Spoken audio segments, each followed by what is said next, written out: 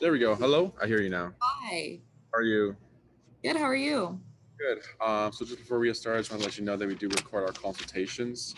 Um, if you haven't already been told, we're gonna have Elias lead this consultation. So I'll still be here. I'll just be it's a small Okay. desk behind the desk.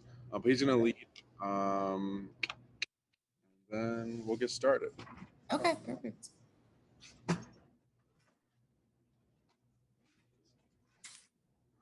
Hello. Hi. So you're interested in getting some training done with Sullivan, right? Yes. Okay. Why don't you go ahead and tell me what you're trying to work on? Yeah. So he I can tell that he's really smart, but he's really stubborn. So for instance, there'll be like times that I'm currently in my parents' place, which is why we're doing this over Zoom, but he is particularly stubborn in places that aren't his own environment, like not in our apartment in Chicago. So when I ask him to go in the crate, he just won't listen. And I know he knows what I'm telling him to do. I think it's a little bit of a respect thing. I think he is trying to test me in a lot of senses. Um, there's also the demand barking that he's doing. He also won't, like, he's very bad at what is the word for it that you guys use? Duration with place. He won't stay in place. And then the most recently was when my mom had some of her friends over when we were here, and he doesn't do this as much again in his own environment because he has his place in his place. But he was acting like a fool. He was completely absurd. And I know he's 10 months this week, so he's still a baby, but it was just like, I think he doesn't always connect the difference between playing with dogs and playing with people. Mm-hmm. So he was like trying to play bite and like jumping, and he's 80 pounds now. He's Bernese Mountain Dog. So there's that too. And then I would like to be able to, because I take him to this like abandoned parking lot, and sometimes we'll bring some of his friends with him. And Bean specifically, so my friend Katie did the e-collar training with you guys, and Bean will come right when he's called, and Sullivan's over there like acting a fool again. So would be really nice to have something that's reliant for me to be able to trust him in those environments, because I find myself chasing him, which is just not great for any of us. So yeah, those are the main things.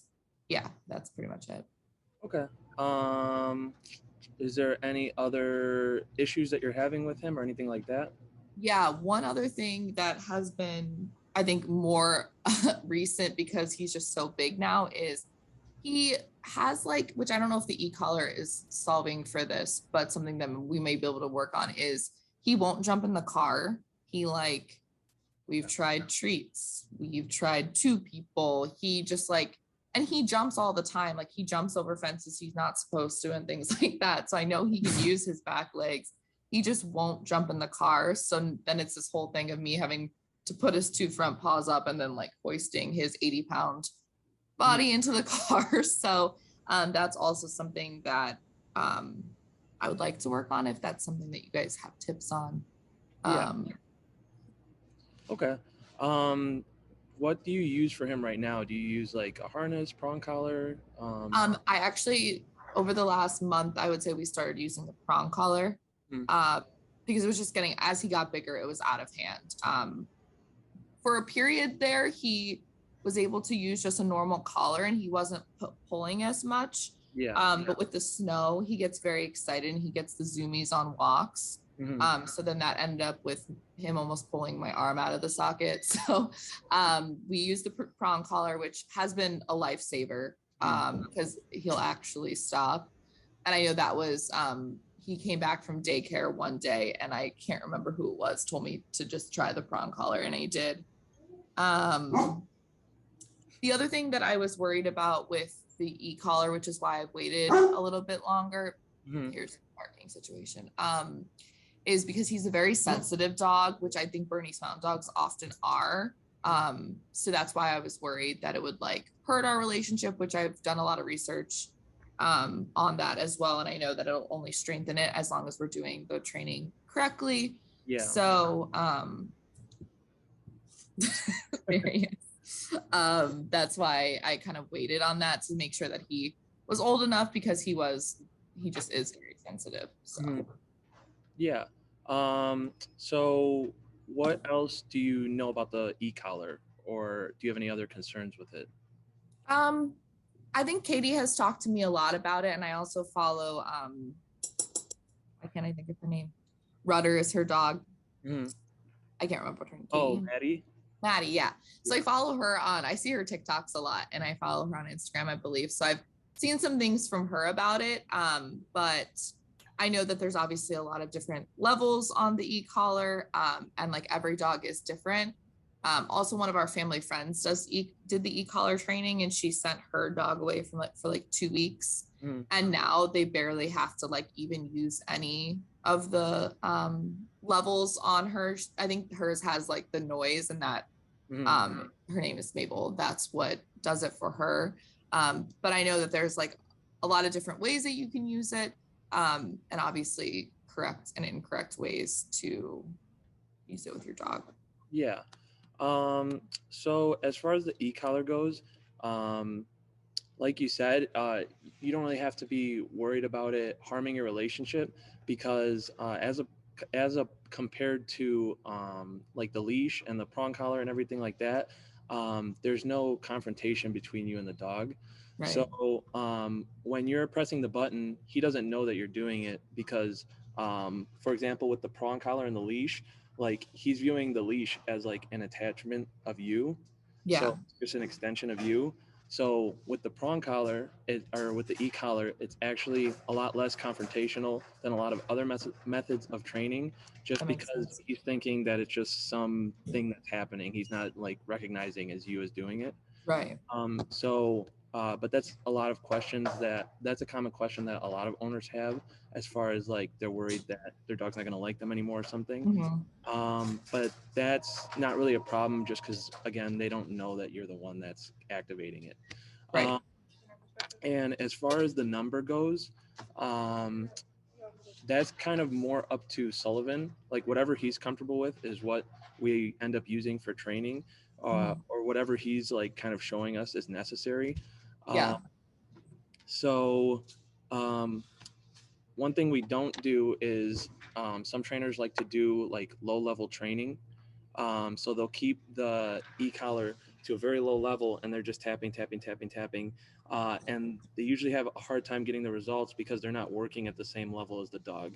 Right.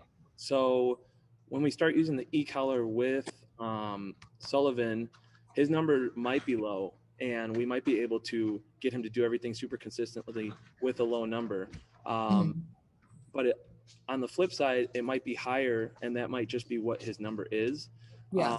So there's been dogs here who are a lot smaller breeds, and they seem like a little bit more soft, but their number ends up being like anywhere from like 50, 60, 70. Yeah. And then there's other big dogs like Great Danes and stuff, who their numbers are like maybe in like the 20s. Yeah. So it just kind of depends on wherever Sullivan's at and what is going to make him do the command. Yeah. But that being said, you don't have to worry about like hurting him or anything like that either, because it doesn't do any like psychological damage or anything like that. Especially with the way we're training it, like we keep all that in mind as far as having the correct working number for them, and working them through those kind of high pressure or difficult scenarios. So anything that we see as far as stress, frustration, or if he's just having a lot of trouble with a command, he already kind of has that in him. We're just kind of working him through it. Right. So that's for some of the concerns with the e-collar. And then, as I'm sure you've seen, the e-collars that we use have 127 levels. So we have all these extra numbers to kind of find what number is exactly going to work for Sullivan. So Right. maybe Sullivan is like at like 23 or like 48. Like we have all these Mhm. different specific levels, as opposed to some collars that might have 1 through 10, where 10 is the same thing as our 127, but Right. they can't be as exact in all the levels in between. Mhm. Um, and then the prong collar, you can still use that with the e-collar. We wouldn't necessarily be teaching him stuff with the prong collar, um, Mhm. but it is good to This is have. what I this Yeah, is what I'm talking about. but it is good to have Get as down. far as for that immediate control. So like Mhm. what some owners will do if they know their dog can be a little bit difficult on walks, or especially with bigger dogs, is they like to have the prong collar and the e-collar on, so that way you have that immediate control. If like you're walking around a corner and a dog pops up, you know that you can immediately pull Sullivan back without having Yep. to find the number, tap, all that stuff. Yeah. Those can It's be paired been together. yeah, it's been like a struggle because he's not I guess like there's like negative reactions and I guess like positive reactions, and he just wants to say hi to every single person, every single dog that goes by, Yeah. which was hard when he was like a very little baby because everyone would stop me. But now I'm like, we're gonna keep going, so I usually just like hold a treat and let him go by.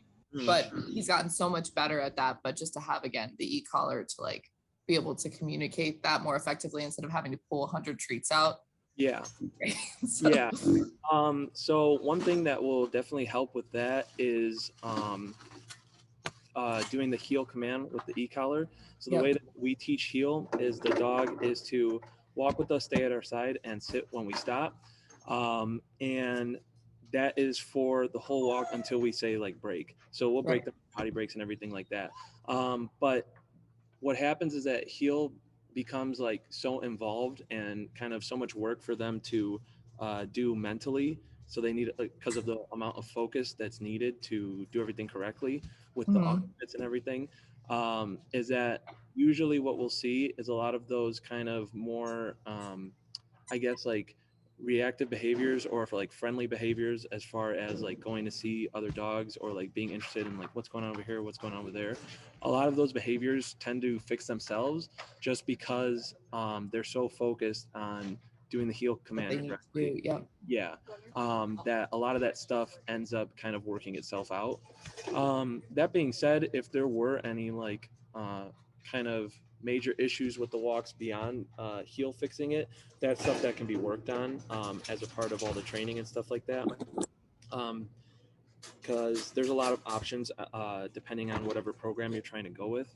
Right. Um, and then on the environment stuff, you said that he has a hard time listening to you in different environments. Yeah, it's I think probably the most it depends on the because sometimes when he is with a bunch of dogs and I say Sullivan come, he will come to me, but it's not consistent. Mhm. And it's most like it's weird because it's my parents and I at like my parents' house, and he is just so adamant about not listening to me here. And I guess it might just be because we're in a totally different location, even though he's been here probably 12 times. So yeah, he like refuses to go to bed and go in the crate, which is not a problem at all at home. So that's something that has definitely gotten worse over the last like couple months, I would say. Yeah.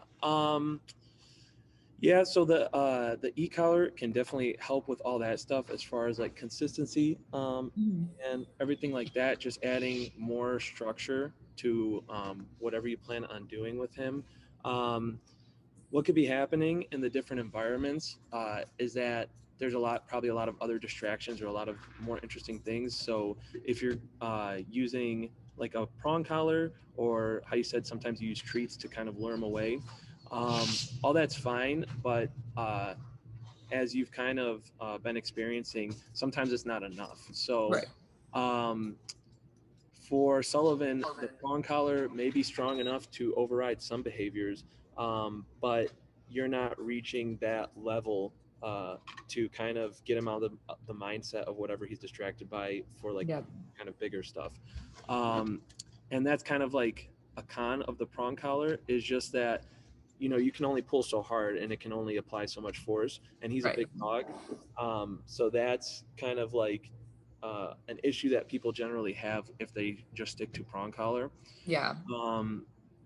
And also with the recall, like, because you would be using like a prong collar or food, anytime that he's not interested in the food, or anytime that you don't have the prong collar on, then that makes sense that the recall He's is not listening. Yeah. yeah. He doesn't have any reason to come over. So But that's definitely something that we work on in pretty much all of our training, is like recall and heel as like the two main things. yeah. As far as the kennel stuff, it seems like that's just kind of more like stubbornness on his end. That can be worked on in some type of in-home session, depending on what program you go with. Because some owners like to apply what's called like a kennel command. So they'll say like kennel and they go in. Sometimes they like to have that as just like kind of to add more structure. That's all stuff that can be worked on as well. E-collar though. And then you said he has trouble going in the car. Yes, that's probably my main like problem right now. Because he like, I mean, he's so good in the car. We drive 6 hours from Chicago to Ohio, and he sleeps the entire time and doesn't make a peep, which I'm very thankful for. But and my mom says that this is probably a phase, that he will eventually jump in, but he is just like so which this is what I kind of appreciate about him, is he's timid, so he's not like jumping off things and like gonna hurt himself, but he also won't do it.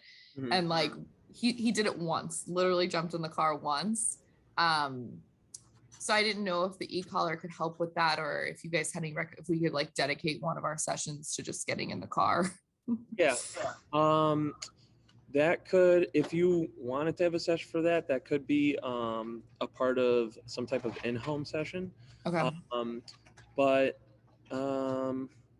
as far as getting in the car, since he is kind of a big dog, I know that some dogs who, I don't know if he has like trouble jumping in or if he just doesn't want to as of right now, but sometimes people will they have like ramps that you can put like I tried steps, I tried ramps.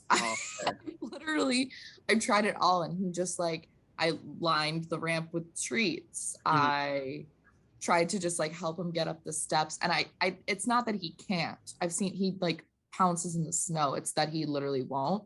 And I think it's because he's scared. I don't know. We're trying to get, as we practice more, he gets better, but then he regresses. Still working on that. Yeah, it could just be kind of working him through that fear that he has of going in. He has like a mental block. It's like he had it with floors a couple months ago, and now it's the car. So yeah, that can actually be addressed in a similar way that the kennel stuff would be addressed, where we would be using the e-collar and showing you how to do it, and kind of getting him to go in there using the pressure. So it's pressure on until he goes in there, and then pressure off once he goes in. And as that kind of keeps happening, then you should start to see him kind of understand that, like, okay, like if I'm pulling back and fighting it so much, there's all this pressure. Right. I don't like it. It's too difficult. And then once he goes in, then everything's off and you can relax.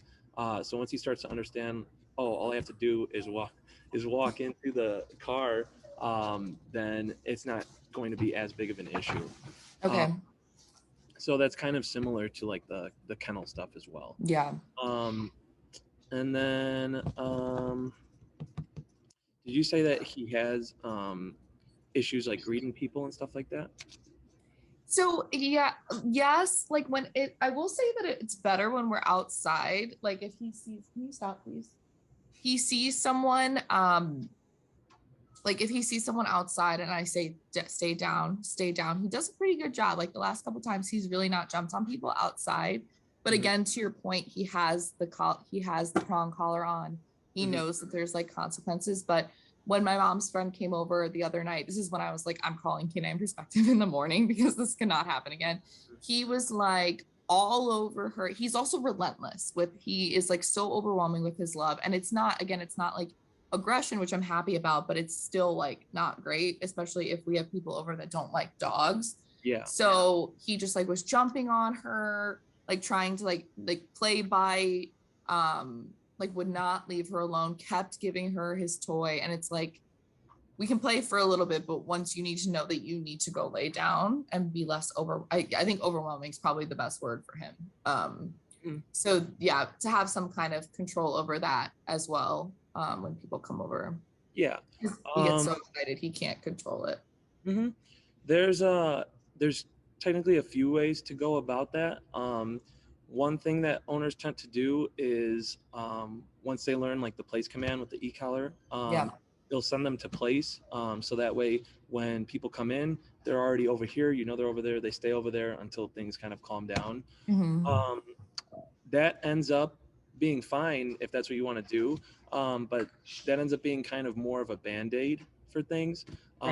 Just because him going up to the door and having all that energy and stuff, that's more like behavior. That's more like we're trying to tell him like, don't do this. We just don't want you to do this. Like, it's not a command. It's not like obedience. So kind of to, I guess, like illustrate that point a little bit better. The difference between obedience and behavior would be that we kind of look at things as far as obedience being kind of like morality, as far as like compared to humans, like don't lie, don't cheat, don't steal. Whereas obedience is kind of like subjects that you're like the other subjects you learn in school, like social studies, math, stuff like that. So when we're addressing a behavior thing, we don't necessarily tie a command or anything to that. So that's something that would be handled with the e-collar, as far as we're going to, that would also be a part of an in-home session. When people are coming in, like, don't jump on them, don't like go up to them, play bite, whatever, like give them their space. You don't need to be so excited right now. Like just, relax. And that's more of a behavior thing. So that can also, again, be addressed in like an in-home session. Did you have any other questions or concerns with the e-collar like itself? No, I think I'm okay. Okay. Just to kind of add, a common thing that people usually ask is, when should I have it on, or what are good times that he should be wearing it? The short answer for that is just whenever you need it. So if you're going on a walk, I would probably recommend using it anytime you're like leaving the home. That's what I personally do with my dog, just because even though I don't necessarily need it the whole time for him, it's again outside the home for that kind of reliability of like, I don't know what's going to happen. His collar could snap. Another dog could run up to him off leash. Something could happen where like a firework goes off, scares the dog tries to run away, pulls you, something like that. For all those scenarios, it's really useful to have the e-collar. So generally we'll recommend to people when they're leaving their home to kind of always have it on. As far as in the home, it can be on whenever you're having to address something. So let's say, for example, how when guests come over, he gets a little amped up. You can collar him up like about 30 minutes beforehand, address whatever excitement might be building. And then when he comes in, he's already collared up for you to immediately be able to like handle that situation. And then let's say the people come over, he starts to settle down, everything's fine, then you can go ahead and take the collar off if you feel like it's not necessary anymore. At least, if anything, it would be just a tool to have there just in case. One other behavior too that I think will work itself out, but has been worse recently that I forgot to mention, is his mounting problem, which was on his daycare report card as well. He's also relentless with that, which again, I think it's just like him growing and stuff, and hopefully that'll work itself out. But also I'd like to not have to like go chase after him and pull him off the dog. And he just knows like, okay, I don't do that. So another behavior that we're addressing. Is he neutered? Not yet. He'll be neutered at around 16 months. So that's something that could be kind of fixed after he's being neutered. But If that for some reason kind of continues, like moving forward, that is kind of like another behavior thing that can be addressed with the e-collar. Mhm. So sometimes if a dog tries them out here in the playpen and we have the e-collar, we'll tap them just to let them know that that's not okay. Yep. A thing to keep in mind with that, though, if that's something that you end up having to do, is you kind of want to be careful based on, we don't know like who the other dog is. So like, let's say you tap Sullivan and Sullivan kind of like freaks out and redirects a little bit. The other dog could be taking that the wrong way, and then something could happen there. So that's just something Yep. to keep in mind. There's like a little bit of caution when correcting the dog with that. Yep. But I would just kind of wait to see if that goes away after him being neutered, Okay. because that might not even be like a problem in the future.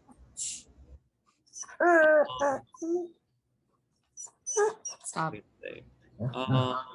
Thank you. Did you? What is your goal for the future with Sullivan? Like, what are some activities that you like to do with him? Like, are you interested in like having like off-leash hiking with him, or are you interested in just kind of him being good on the walks, good with the recall? You don't need him to be like completely off leash or anything like that. Like, what are your Nothing goals? crazy in terms of completely off leash. That honestly makes me just so nervous. Right, especially if there maybe in the future that would be a thing that we could do. But Mhm. personally, I think I would probably always have a leash on him, even if we were doing like a hike or something. Yeah. At least with my comfortability right now, it would be interesting to see like what I was thinking is doing the first 6 weeks. I don't know if that's how we can do like 3 in home, maybe 3 at K9 perspective. I know when Bean was doing one of his sessions, we went to a park and I actually brought Sullivan as a distraction so he could work on his walking. Mhm. So if we could do that, because it seems like half of his behaviors are in home or in a certain environment. And then I feel like he picks up on commands very easily. So I think that would be probably the easiest part of the training is, which I'm guessing with you guys, that probably is the most easy with most dogs, because behaviors I feel like are more difficult to change because they're so ingrained in him and he's very stubborn. So I was thinking of doing the first 6 weeks, and then if I see like if my mind changes and I do want him to be more reliable, eventually maybe adding on a couple sessions later on. But starting with just like the basics right now, no lofty goals. Mm-hmm. Yeah. Yeah, and then you can actually go ahead and do that, like as far as how you're saying, adding the sessions and everything like that. You could pick your program, and then maybe everything's fine with Sullivan. You're like, okay, I'm fine. But you can also pick your program and then think, okay, there's actually a new thing I want to work on, or like, I do want this to be a little bit more reliable, or like I do want to do these kinds of things with him. And then, like you said, you can always add stuff on moving forward, so that's not too big of an issue. As far as the structure of the 6 week, the way that we do it here are 2 classes heel, 2 classes recall, and then the other 2 classes are, in your example, you can do it to where they're both in home, or you can do it like you want to work on, let's say, the place command for one class and then in home the next one. Yeah. The reason why we do it that way is just because we want to make sure that we have those 2 classes to kind of teach you heel, come back with like whatever progress, and then kind of finish up the heel. Yeah. And then same with recall as well, just because those are the 2 commands that you're going to be working for kind of like over his life. So we want to make sure that we are kind of setting up everything correctly for you guys, because when we do our training, we want it to be so that way once the program is done, then you kind of have everything you need. Like it's not going to be where like some trainers like are training people's dogs for like 3-4 years, right? So that's why we kind of take our time with those kinds of things. Again, if you wanted more, like if you wanted to go with that one and then you needed more like in-home sessions or anything like that can always be set up. It sounds like 6 weeks would be like the minimum that I would kind of recommend, just because it seems like heel and recall are like your main 2 kind of goals. And then the other stuff, some of the stuff as far as with the walking and like wanting to say hi to everybody and kind of needing that discipline, as I said earlier, a lot of that should be fixed with the heel alone. And then Why? Hmm? Why? Okay. Just because as you teach it to him to practice it with him, everything's going to be just a lot more focused. And then with it, technically, if you wanted to start out with more like in-home sessions, you could go for like the 9-week. But I think the way that you said it would probably be best, as far as you don't want to have so many extra classes left over that you might need. So I think that would be best, and then adding on whatever you might need. As far as the e-collar, I would recommend, just because he is a larger dog, even if his number ends up being lower, I would still probably recommend the 1900S from Dogma. Yeah, 1900S Black Edition, just so you have all those extra numbers to work with in case there are certain behaviors or certain situations where you need to like override it. So like during like more emergency situations, like let's say Sullivan gets off the collar, he's running towards the street. It's nice to have that kind of full spectrum of numbers to go to, just to like be able to shut it down. Same thing with if there's any like altercations with any type of dog or something like that. Like you have that power there to go to in emergency situations. Yeah, that's another thing. He's like so not aggressive that he lets himself get attacked. Like he's been attacked, not like attacked aggressively, but like this one dog was trying to like basically bite him and he keeps going back for more. So he's not reading the room. So like for me to be able to help him read the room and not get attacked by these dogs would be great. Yeah, we have some dogs like that here at daycare where their issue isn't necessarily that they're going to do something, but they're just so like friendly and they're not able to understand the situation that they end up getting themselves into like some trouble.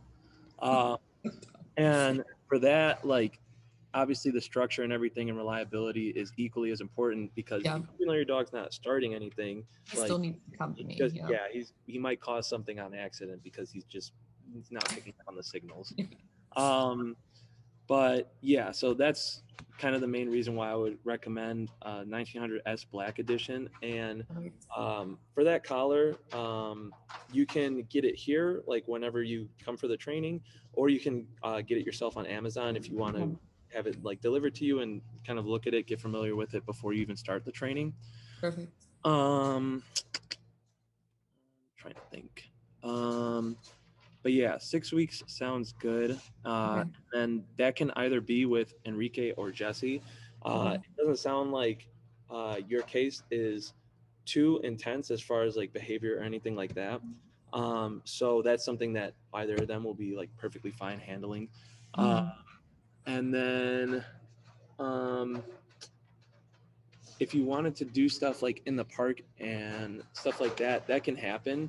I guess just it might be better to kind of have that happen as the weather gets warmer, just because there'll be more. That's like down the road. I think that might be even like if I add on additional sessions, see where we get with like the basics and maybe like those 2 in-home sessions, and then I can evaluate like if he needs, we can all evaluate if he needs anything else. Yeah.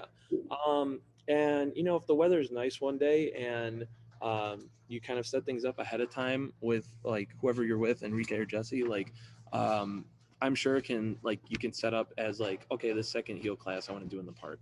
All that stuff can happen.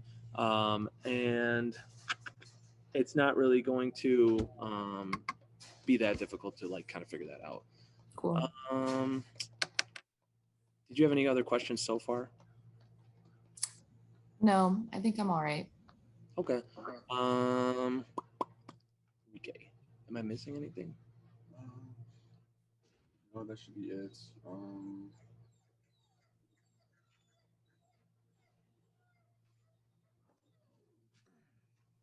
For the stuff for the in-home, like the car stuff, that can actually just be addressed like at the end of a session. It's really quick, really easy, so that doesn't need to be a class. So you can have one class, 2 heal, 2 recall, and then 1 in-home. And then the next one you can save until you need it, or we can teach you a stationary command where you're applying it throughout life. So it's however you want to use that last class that can be saved. Okay. So when we do the in-home or like after a session at the facility, like usually like we had a client that wanted to address that after class. So we just walked out with them, We got him in the car. repetitions, and then that was the end of their session. So it's going to be very quick and easy. Yeah. Okay. With the e-collar and like the transference of different environments, another reason why it's great is because let's say we're training him outside and his working number is like 30. When you go to your parents' house, 30 is still going to be 30. So that's why you're still going to get the same response. It's going to be reliable wherever you go. But other than that, everything I was hearing from you about Sullivan, just kind of basic stuff, just general misbehaving in the home. Yeah. But what Elias was explaining was that we're going to start to apply discipline and structure in Sullivan's life. Yeah. So He needs it. Yeah. So we might see a dip in his like energy. Mhm. So a lot of clients like the tail wagging, they like the excitement, but you can't have both an excited dog and a calm dog. Right. So it's best to just as we start to apply the discipline, you're going to start to see him become a little more calmer. Yeah.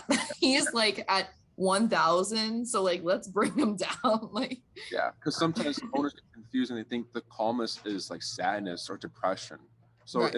It's not that. It's just he's just calm. That's all. Right. I want him to be just more relaxed because he's just always like needing attention at all hours of the day, and like he does need that structure. And I'm excited for this. So that's not my concern. Yeah. What else? I'm trying to think. I think Elias covered everything. With the e-collar and just kind of like Sullivan's case here. Perfect. Yeah. What was that first one? Environment? Yeah, it's just short things to remember. Okay. Any other questions? No, I do have another meeting to jump to, so I'm going to jump on that. But I'm thinking of starting. So I'm on vacation the week of the 28th. Mm-hmm. So I was thinking of starting it either probably the 8th, maybe the week of the 7th, I guess, so that we'll have like some consistent, and I'll be here to like work on him. I don't want to have a session and then I'm gone for 5 days. And then we didn't even practice heal before the second session. So I was thinking of starting it like the week of March 7th, and then working through the 5 weeks. Okay. When do you plan on getting him neutered? Not until the breeder contract has 14 to 16 months. So Okay. he turns a year in April. So that won't be until June or August. Okay. All right. Other than that, I think we covered everything. Like I said, Sullivan is just the basic, like kind of like puppy behavior. And then with the outgrowing it, tends to not happen. It gets worse and just becomes a habit. Right. Yeah. Whatever you see that you don't like, just correct it. We'll teach how to address it. But other than that, Elias, good job. If you have any other questions, feel free to email us. And then other than that, my assistant Tina will be reaching out to schedule stuff. She's going to send you the prices with the program, the e-collar that we recommended, and then you re-sign the form for Ginger and the agreements form.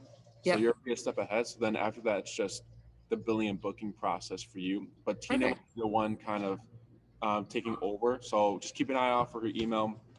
And then other than that, I think that's all. Get this going. Awesome. Well, thank you guys. I really appreciate your time. Yeah, no problem. Nice meeting you. Yes. Have a great day. Bye. Bye.